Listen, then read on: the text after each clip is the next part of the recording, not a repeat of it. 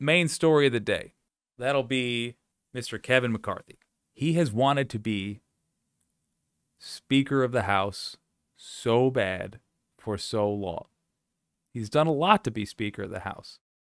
He endangered America to be Speaker of the House. I don't know if you remember the days immediately following Jan 6th. But Republicans were kind of quiet. Heads hanging low. Lindsey Graham, the eternal henchman, was saying he'd had enough. And then Kevin McCarthy took a trip down to Mar-a-Lago and made a big display of showing that the Republican Party was going to forgive Donald Trump. And from there, it lampshaded the fact that no one in power was actually going to be serious about holding a Republican accountable. So don't feel bad for Kevin McCarthy when I tell you this man's in trouble. With the narrow majority that Republicans managed to get in the House, he requires no more than 4 Republicans to vote for somebody else to be Speaker in order to not get to be Speaker of the House. To add a little delicious insult to these racists, in the time that they are doing a second vote, which is what they will have to do,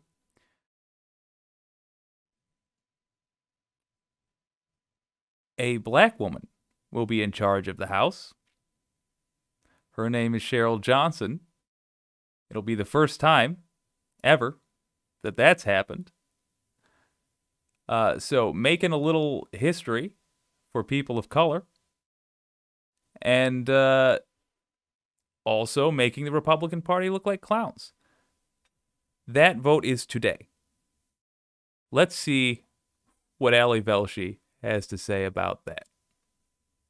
We're just hours away from Republicans taking control of the House of Representatives, and tonight, Kevin McCarthy might just be the most nervous man in Washington. You see, McCarthy really wants to be Speaker of the House. It has been his singular focus in Washington for years, and that drive is the reason behind his deal with the devil that he made with Donald Trump. McCarthy has spent years placating Trump and enabling his worst behavior in exchange for Trump's support and the support of his hardline allies in Congress for his eventual speakership. It's why McCarthy went from saying this in the days after January 6th. The president bears responsibility for Wednesday's attack on Congress by mob rioters. He should have immediately denounced the mob when he saw what was unfolding. These facts require immediate action by President Trump.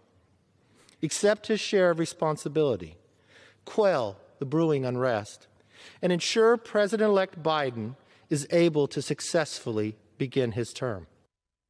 He went from saying that to going down to Mar-a-Lago 2 weeks later to kiss Trump's ring and to...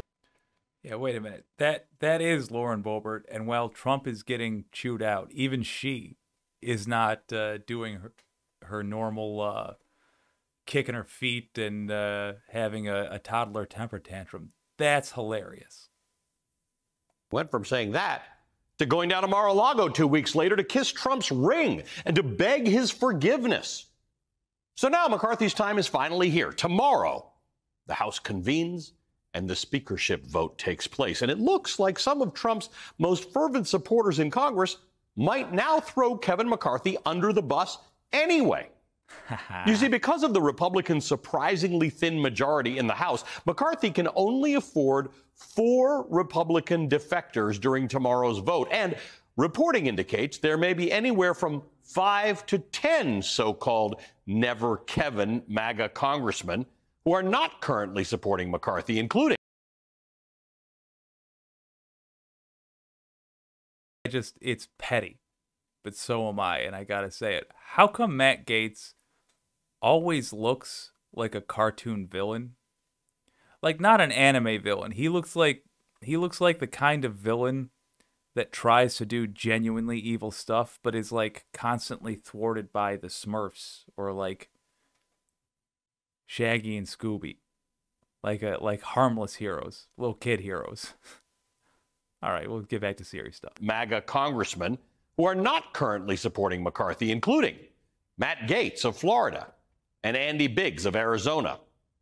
Now, if McCarthy does not get the support he needs during the first ballot of the vote, it will be the first time in 100 years that the vote goes to a second ballot. Even if McCarthy ultimately does clinch the job, he could be starting from a historically weak position, which may be why some Republican partisans are loudly pushing for McCarthy in right-wing media. I think the Republican Party right now is in the greatest danger of meltdown that it's been since 1964. I thought at least do they have it up there? Yeah, that's Newt Gingrich. F that guy. You want to know where MAGA got its start? Right up there. In the early 90s, this SOB is the person that got Republicans going down the trail of insanity that they have followed my whole life. The Clinton impeachment, which was essentially over nothing. He lied under oath about a beach he got. Orchestrated by this punk. Terrible human being.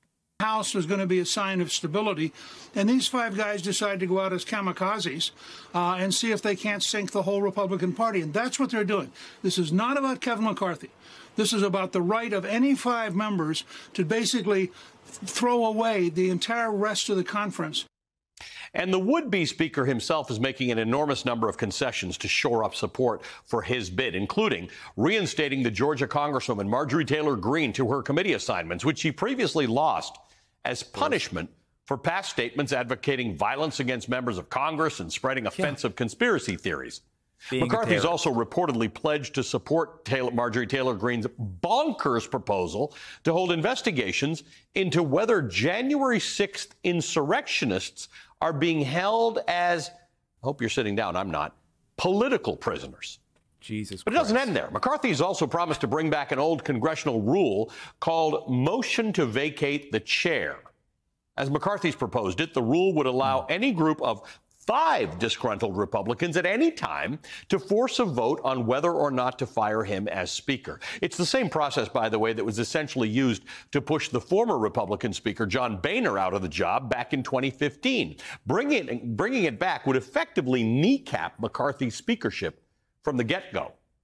But in a recent letter, 9 current and incoming House Republicans told McCarthy that even those concessions don't go far enough.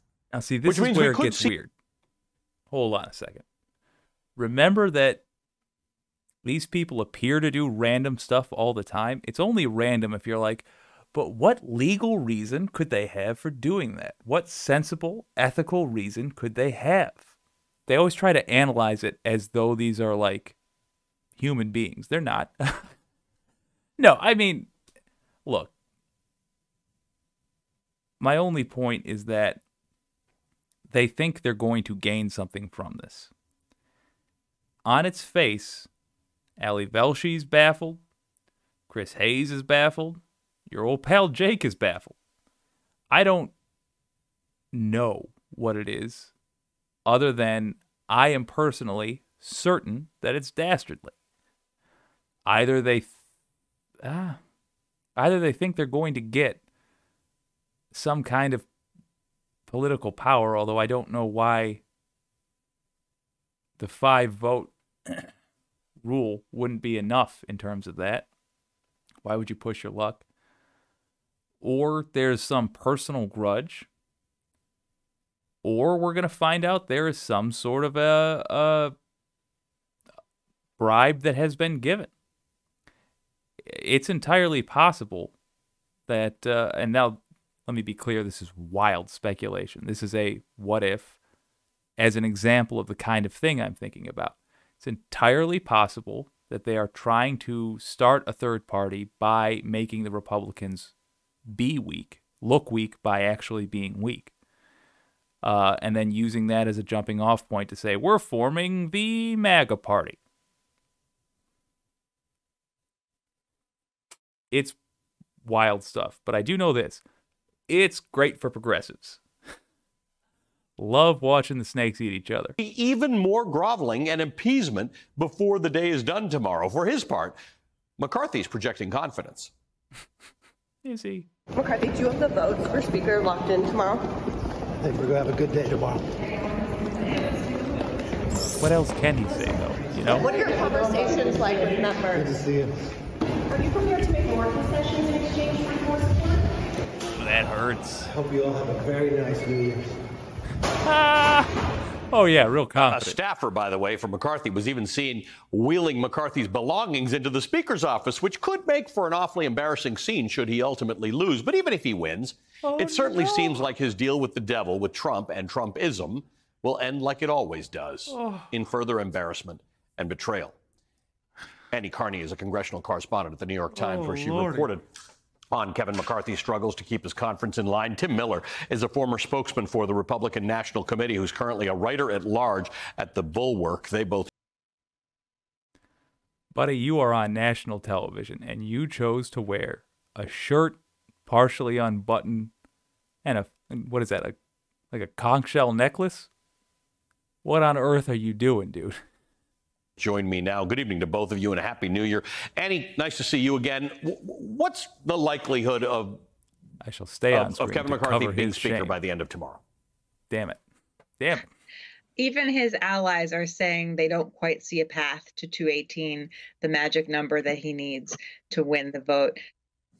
But, you know, there's still hours to go. There's deals to do. It's difficult to see how it works out. As you said, there's 5 hard no's. Perhaps even more concerning than that is these 9 or 10 Republicans that signed this letter on Sunday, who are kind of, we don't know where they are. They're indecisive. It's harder for McCarthy to count votes when he doesn't quite know where they stand. That included a few incoming freshman lawmakers. So the numbers aren't there for him right now. Something could happen between now and tomorrow morning.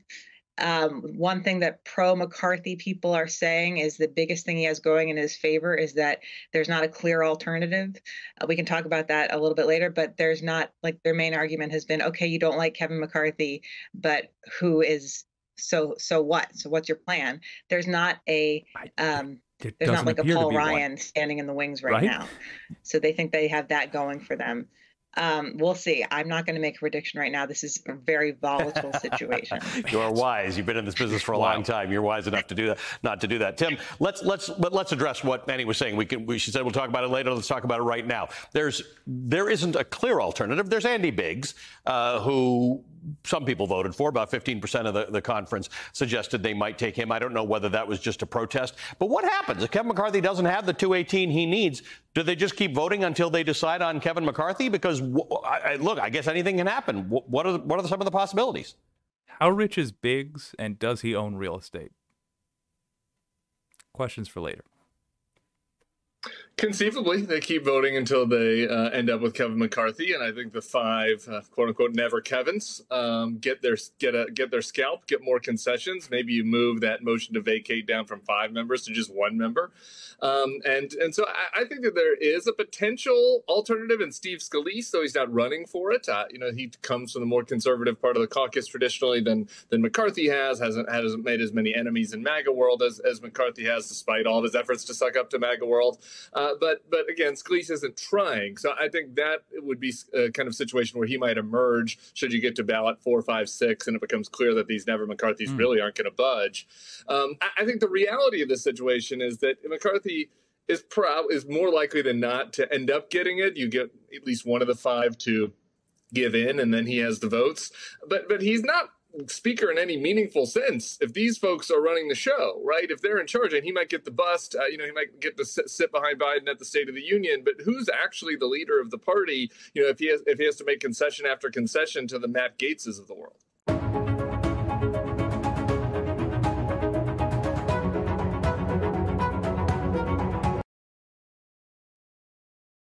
I mean,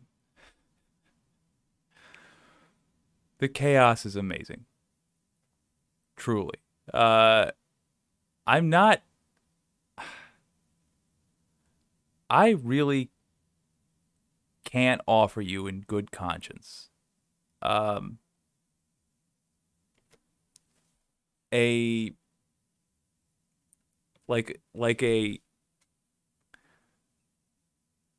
like 2 or 3 scenarios that make sense for why they are doing this. I can only tell you things like pushing for a third party, literally bribed by another politician. If I had to put money on it, I would say pushing for a third party. But man, it is only in the realm of wild things like that where we will find an answer for this, because within American politics, the rules that are set, if you're playing honestly, what they are doing makes no sense. But I don't like them, so I love their terrible strategy. Ooh, it's a good Tuesday. I've had a lot of good Tuesdays lately.